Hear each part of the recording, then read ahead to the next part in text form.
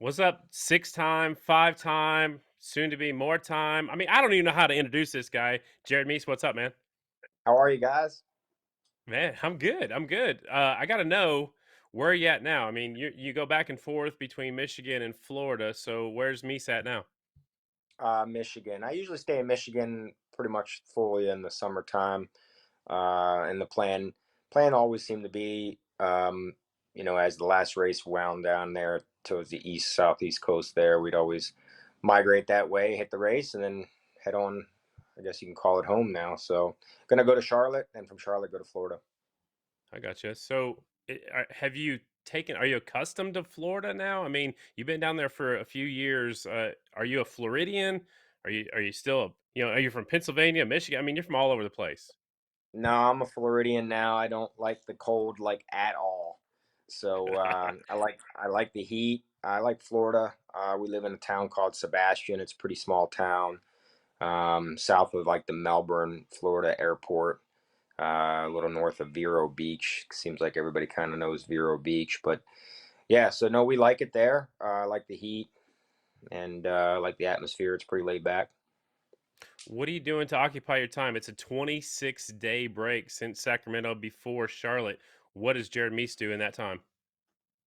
This year, it seems like I sold my house actually up here in Michigan at the end of last year, and I bought another one and remodeled it through the winter of last year into the spring of this year and summer. And you know how it is. There's always something to be going with it. So keeping up on the training program as always, but mainly just focused on trying to patch up the little projects and whatnot here before I head to Florida in a couple weeks. And just got my new security cameras in, so I'm gonna hang those things up and doing some stuff in the garage and just little odds and ends. And I'm actually lining up some stuff to get done on the house while I'm gone with some friends and whatnot. So that's keeping my mind on, I guess, my mind off the last race of the year. And I'm always active and going. And I got rental houses and stuff up here and whatnot. So yeah, I've been busy putting stuff together even for Springfield already for next year. Wow. Wow. That's what was my next subject. I was going to ask you about Springfield. Are you ready to take over that monster? Yeah, yeah. It's we came in about 3 or 4 days early of the Springfield Mile of this year, and just try to learn the ropes and as learn and meet all the employees and as many people as we could. And Nicole worked side by side with Tamara like the day of the race and kind of understood how she did things versus how she does things in Lima. So we got as accustomed as we can with it, and we're really looking forward to it. We're gonna you know definitely be as good as it always was, we hope, and gonna try to spice it up a little bit with some things. So should be good. Can you drop any secrets? Like, is it going to be a doubleheader weekend? Are you going to have 2 weekends, or do you even know yet? Or can you tell us yet? It's definitely going to be a double header Labor Day weekend like it's been. It makes a lot of sense to do it that way. So yeah, so I'm looking forward to that. And I'd like to try to spice it up in the future of doing like a Saturday night band, like after the first Saturday night mile, have a band up on that big stage and just try to make it more of a happening type of thing. So I think it'll be good. Awesome. Yeah. So, I'll help you in 1 second. I'm on the phone. You want to say hi? hi, Hayden. Hi, Hi. Hayden. How are Hi. you?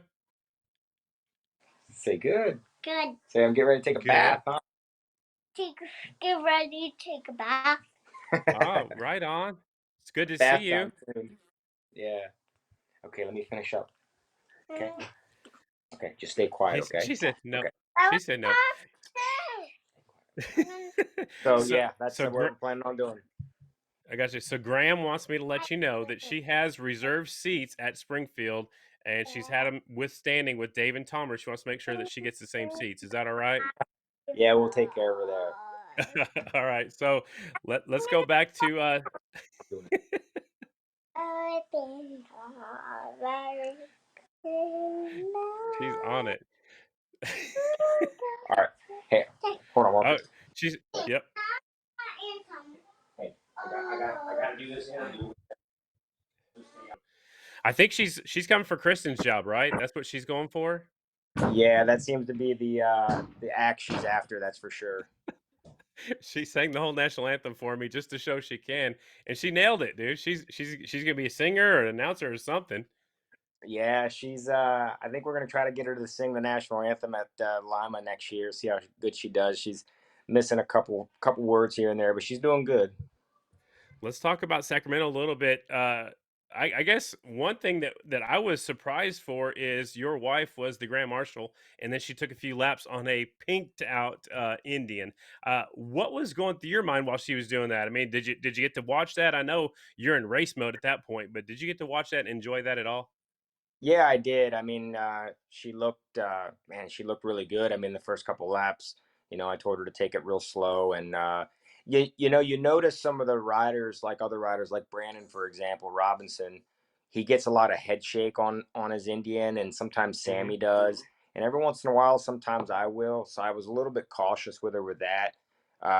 Believe it or not, it's not the bike; it's actually the rider sitting on it, the weight bias of how it's balanced. So it's technically, like, I'm not trying to blame Brandon as a rider. It's his problem. It's just his weight bias, the way he gets over the front and how it, I think, loads the front more than the rear. And me, I'm smaller and shorter, but obviously Sammy, he's got problems with it too. So I think a lot of it is set up too and whatnot. So I was a little bit worried, her jumping on this thing and her being, what, 40 pounds or 30 pounds lighter than me or something like that, and it shaking, and it didn't shake at all for her. So that was awesome. Right. So she, kind of came up to speed a little bit there at the end, and she was all done. So yeah, I guess I was a little nervous about it, maybe shaking on her, but um, yeah. I mean, with that being said, like even Brian rode the same exact bike the next day, and he had some problems with it shaking with him, on it. So it just kind of goes to show you that the shake problem isn't really the bike; it's more the rider and the weight bias of the rider on the bike. And just where you sit, and Robinson's a taller rider. Just weight distribution's a huge thing, right? Just the way you tuck. I mean, you could, some guys grab the handlebar, some guys grab the fork tube, the gas tank. Just the way the air kind of dirties around you and can shake. And most of the time when you get into a shake, it continues to get worse and worse and worse and worse and worse through the straightaway. So you come out of the corner, and a lot of times too, like Sacramento was bad on the back straightaway. Is you come down the back straightaway and there's a lot of groove marks from like when they graded Mm. the track, and your tires will get in those. So you'll have your back tire in one and your front tire in one to the right or one to the left, and then it upsets the chassis a lot because the wheels are not in line anymore. So that always is a problem too. But fortunately for me, my bike mainly goes pretty straight, so that's good. So I know you wanted to come on off the groove to announce that Nicole will be your new teammate for 2022. Is that official? Can we just go ahead and throw it out there now? Yeah, it's official. No, no, not a chance, man. I mean, I know, we'd like to see her back out there, but whew, I don't know if I could race again. You'd have to retire and take care of Hayden. Exactly. Dude, so you mentioned Smith riding that bike. That was the pinked out bike. They made some changes, and that's the bike that Brian rode on Sunday out there. Yeah, it was. He was too scared to run it as in the pink trim. Yep, But that I was his think I bike. think I think it was a touch of class for one for you, letting him ride your backup to the backup bike. Well, I heard it's the half mile bike, but and then the victory lap. So just talk about what it's meant throughout the years to be racing against another guy that you raced from little bikes all the way through your championships together. Yeah, definitely. I mean, obviously, when I moved to Michigan, we became really good friends. And he's actually the guy that really got me in like the rental home game. And he's actually 3 years older than me, but we were tight. And then we started getting in those big heated championship battles and race battles week in and week out, and we were just living in the same town, and you know walking in and out of the same places sometimes, some days, and we just got the tension of the championship battle, and he wanted as bad as me, and just kind of friendship a little bit clashed, and then the last, I don't know, 3 or 4 years, we've seemed to kind of doing things more together and riding a lot of mountain bikes, and then the last couple years we've really gotten back tight again and whatnot. So Yeah, it was awesome. And I mean, even last year when he was on the Harley thing and struggling, and him and I were talking about it, I was just like, man, what about this and what about that? And we try that and try this, and you know what I mean? Like, just, I wanted to see him do good. You know what I mean? Because I know Brian good when he's on good machinery, he's fast, and he's always been a thorn in my side to win races and championships. And so I wanted to see him do good as a friend. And then, the Harley thing didn't work out really that well. And then this year he was just, hey, I'm going to do a farewell year and run a few miles. And him and Ricky built the that chassis for the Indian. And personally, I just feel like it was a big lack of testing on the bike. They never really tested it. They just, cold turkey came out and rode it, and then they had to add all that weight to the bike, and all Hmm. that weight affected their bike more than it did, say, my bike, because hell, my bike was already 15, 20 pounds heavier than there was. So I only had to add, 12 pounds, 15 pounds max, where or no, I had to add like 8 pounds or something, 10 pounds, whatever it was. And he had to add like a full 25, 30. So I think that affected it a lot personally. And then he struggled, with Springfield, and struggled the first night at Sacramento. And he reached out to me the morning of the Sacramento 2 and said, "What's the story with the bike?" And I said, "I got to make a couple calls." And everybody said, "Cool, let him ride it." And the rest is basically history. History. We know Yeah. what happens then. That was awesome. So he's been the mile master, and I don't know if that's a fair nickname because he's won at other tracks too. But it seems like now you've taken over that. You won every mile just a few years ago. You've won 4 miles in a row. So is it the experience of racing the miles that's put you out there on top? Is it the equipment? Is it you just know what place to be in? I mean, it seems like the last few you just checked out. Like the first day at Springfield, kind of like you played with them, and then from there on out, you've just decided I don't need to draft with anybody. Just walk away from them. So what is it? Are you now the mile master? I mean, I guess it would appear that way, but I mean, I don't want to, take, Brian. I will say Brian's taught me a ton on the miles. I mean, not really intentionally, just riding behind him for so many years on the Cowie and me on the Harley, and seeing how he did things out there. And Brian was good at putting people where he wanted them to be, and that's the deal on miles, mainly Springfield, because of the drafting war. Is It's a game of chess, and you do this so that they move there. And there's ways of putting people in certain ways and in certain positions. So he was good at that, and I didn't know that I was falling into his traps half the damn time, until I went back and watched the videos. And I mean, I was on the Harley, so I was like, a little bit underpowered in some ways. In some ways, it was good things in the corners, but the way he moved down the straightaway here or moved me up there, it allowed this to happen. It was just like, you gotta.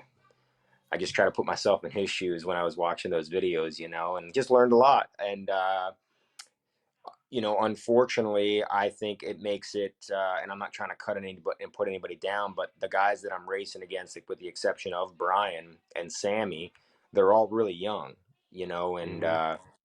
when I watch a lot of the videos now, I'm just like shaking my head and watching these guys come off they go through the corner. One goes faster through the corner than the other, and they come out on the straightaways and they're three wide. And it's just like, guys, Right. you cannot do that. And I think what helped me also was riding the Harleys for so long, because there were a lot of momentum. You couldn't come off the corner right behind somebody, or right on the back wheel of somebody, because it wasn't going to do you any good. And so I think the Indians kind of let you I guess let you be more aggressive. You can ride a little bit different because they accelerate a little bit faster.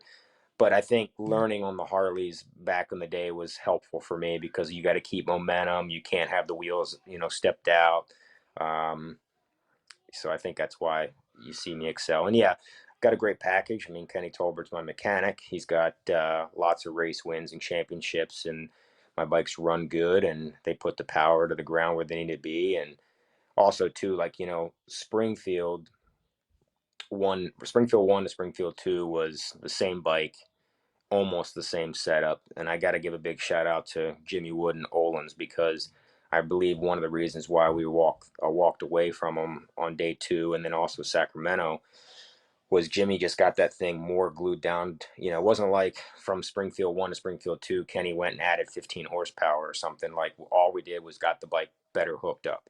And to be honest with you, we actually took power away in some areas to get that. So, it's about getting the power to ground, as everybody always has said. But man, Jimmy and Olins had that thing really glued down on Sunday there at Springfield. And it was awesome to be that dominant because you don't see that very much at Springfield. And I could have came back the next day and had a drafting game again. So to say that I did it one time like some of the greats is really cool.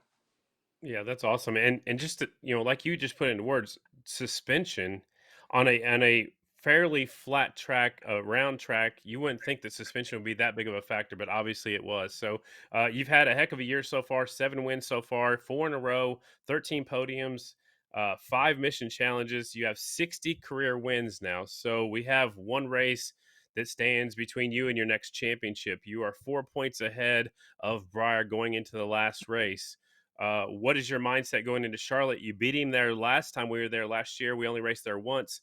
You got second, he got third. It was one heck of a dogfight. Carver went around both of you because you guys were playing defense against each other, it kind of seemed like. So, what are your thoughts going to Charlotte? Well, I mean, the way I look at it with the point spread from first to second being five and me only being four, I look at it almost as we're going in dead tied. So I got to beat him, just like he needs to beat me. I mean, Hmm. obviously, the only thing that benefits the 4 points if he gets second and I get third. But as good as Breyer's been riding the last 3 years, and of course all season, I don't look at really too many people uh, beating him or myself, honestly. I mean, there's definitely some guys that can do it. Halbert, Brandon, Jared Van has been doing really well. I'm not saying it can't happen, but I think the determination that him and I are going to go in there with, I think it's going to be a battle for the win. Have you been riding during this time off? Are you going to ride at all before you get down to Charlotte? Or like we at the start of this, when we started talking, your mind's doing other things to keep you occupied. So do you stay away from the motorcycles right now, or do you just wait until you get to Charlotte, or what's going on? No, I ride. It's part of my training program. So I definitely make sure that that gets done daily and just having fun with that. Obviously everybody knows that my injury in the beginning of the year was a big setback for me. So, getting back in the mix there the last 6 weeks, 8 weeks, I would say, getting back to my normal training program has been really key. And I think that's really what has helped me turn the corner, basically from Weedsport on to be able to get back to how I feel like I should have been riding. So, but yeah, to answer your question, I'll still be on the bike and getting it done there. Don't really ride a whole lot of flat track, but, motocrossing and cross training that way is also helpful.